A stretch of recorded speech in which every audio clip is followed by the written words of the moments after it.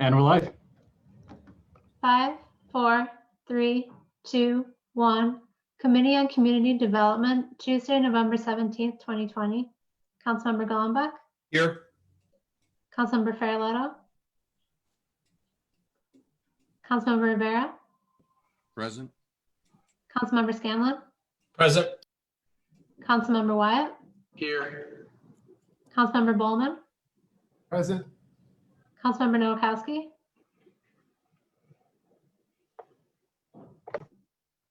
Council President Pridgen. Here. Quorum is present. Okay, from the top, please.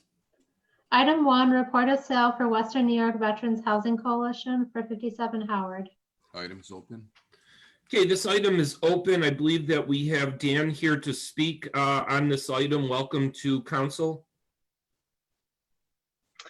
Thank you very much, council members. We appreciate the chance to chat with all of you, and we're excited to finally be here. I'm joined by Linda Goodman with North Star, and also Gigi Grizzani, who's the president and CEO of the Western New York Veterans Housing Coalition. And we've been working with the Veterans Housing Coalition for a few years now on this project.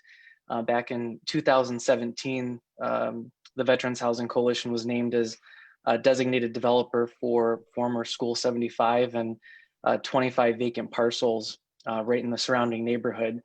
And over the last few years, we've been working to arrange the financing, which we were able to secure back in April from Homes and Community Renewal, and also move forward with our public approvals, site plan approval, the adaptive reuse permit that the council granted a few months ago, and also some zoning variances that were needed to move forward. So we're happy to be here. It's been a long road, but we're really excited. I think a lot of people are familiar with the project, but I want to give just a brief overview. We, North Star, are the co-development partner to the Veterans Housing Coalition, and the project involves the adaptive reuse of former School 75 at 57 Howard Street into 47 affordable housing units, residential common areas, and about 2,600 square feet of commercial space that the Veterans Housing Coalition will use as the organization's new corporate offices. And also the new construction of 18 single family rental homes, 2 and 3 bedroom units on vacant parcels right around the school on Adams Street, Monroe Street, and Howard Street. So we, like I said, we are excited. We have all the financing. We're ready to close in the next week or so. And I guess I would, I can open it up to any questions or comments the community members might have. We can go from there. Yep. Is there anyone that has any questions, comments? I don't, Mr. President. Thank you, Mr. Chair. This project has been waiting in the wings for some time. I do want to thank the Western New York Veterans Housing Coalition Incorporated for meeting endlessly with the community. I mean, years they have been meeting, and they changed their plans several times based on community input. If I had to say that this could be a model, what I'd like to see, most projects do. They met with the community. They did not badger the community. They listened to the community. And I'm sorry, I got somebody in my ear on this side who's so they listened to the community, and then they made the changes.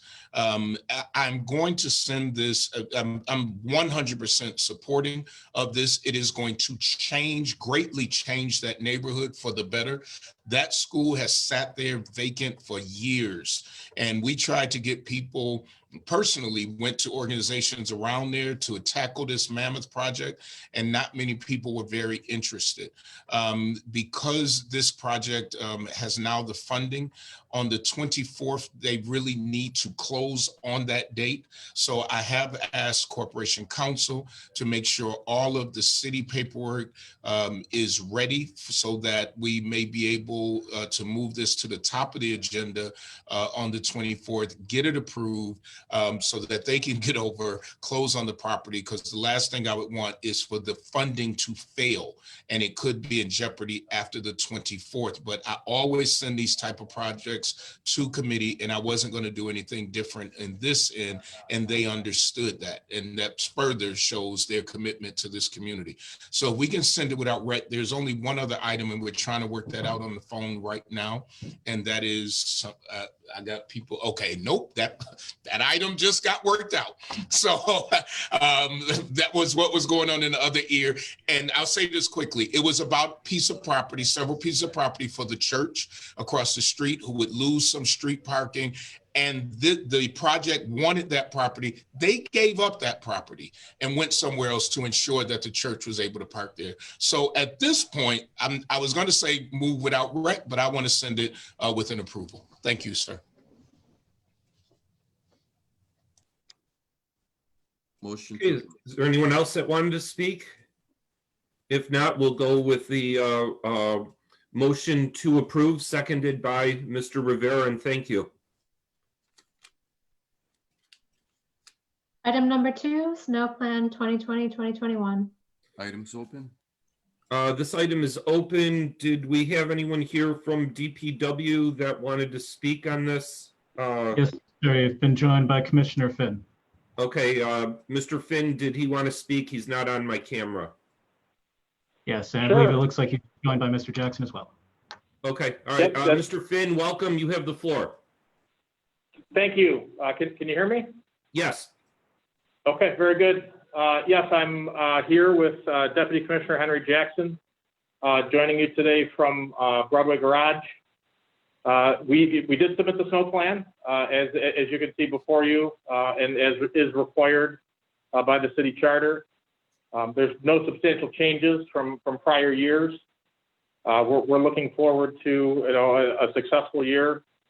That's really all that I have from an introduction. We're happy to answer any questions that the members of the council have today. Okay, Mr. Wyatt. Thank you, Mr. Finn, and Mr. Jackson, thank you. I just want to commend you for the work that you do in our community, in the district, and responding to block clubs. It really appreciative.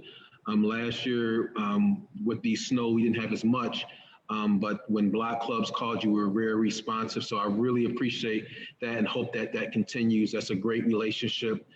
That when something is not right, I know that some of the block clubs has actually tried to get the residents to move off the street so that you can fully plow the street.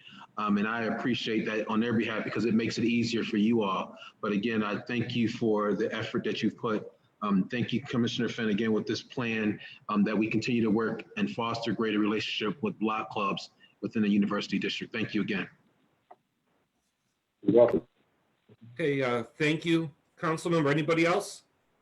Yeah, I'd like to echo what Mr. Wyatt said. I love working with the Department of Public Works. They probably don't enjoy working with me as much. I've got them on speed dial, and Mr. Finn and Mr. Jackson and the rest of the department. I give them phone calls and email messages and text messages on a regular basis around the clock. But I just wanted to say that I appreciate the work that they do and the response that they give to the North District, and I'm sure the rest of the city of Buffalo as well. But I know that whenever I've needed anything, whenever my block clubs have needed anything, whenever the community groups need anything, DPW is always there, reasonably quickly. So thank you. Welcome. There's nobody else? Would you like to receive and file this item? I think that's what we usually do, isn't it? Yes. Yeah, we can, motion to receive and file, seconded by Mr. Wyatt. Thank you, gentlemen. Thank you. Thank you. Item number 3, recommendation, Erie County Health Department hold individuals, not restaurants, responsible for face coverings. Items open. This item, this item is open. Did we have anybody that wanted to speak on this? Mr. Mr. Scanlon. Chair? Yeah, thank you, Mr. Chair. This resolution was a request to have a representative from the Erie County Health Department attend this meeting to have a conversation regarding the discretion they have when it comes to enforcing face coverings amidst the current pandemic, and whether or not they can place some of the responsibility on and ultimately penalize individuals who are not adhering to face covering guidelines when they are out in restaurants or other businesses, rather than penalizing businesses who have already been devastated by this pandemic and who are otherwise within compliance. So we reached out to the Erie County Health Department and asked if they could attend this meeting. We were informed that no one would be in attendance. They would not come they would not come to today's meeting.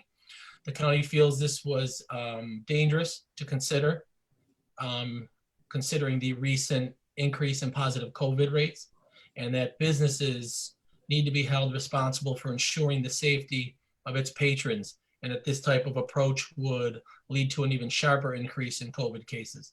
First of all, I am in no way looking to alleviate the business community of their responsibility to create a safe environment for their customers.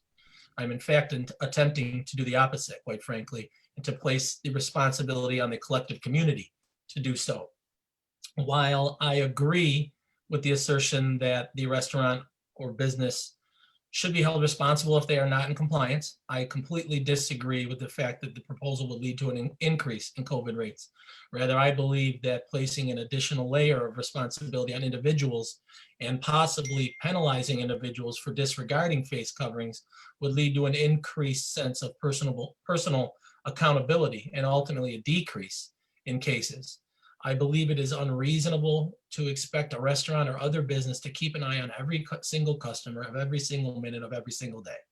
So again, if a business is within compliance, and a rogue customer doesn't have a face covering on or refuses to place a face covering on, it's my belief that the responsibility and any penalty that accompanies that behavior should rest upon the individual. I'm going to continue to reach out to the Erie County Health Department and Erie County government about this and see if we can get something done. And if anything develops, I will update this community on it, or this committee on it. Thank you. All right, thank you. We can table this item then so that we keep it in committee. Motion to table. Motion to table seconded by Mr. Scanlon. That's it. No other items? Motion to adjourn. Okay, motion to adjourn seconded by Councilmember Wyatt.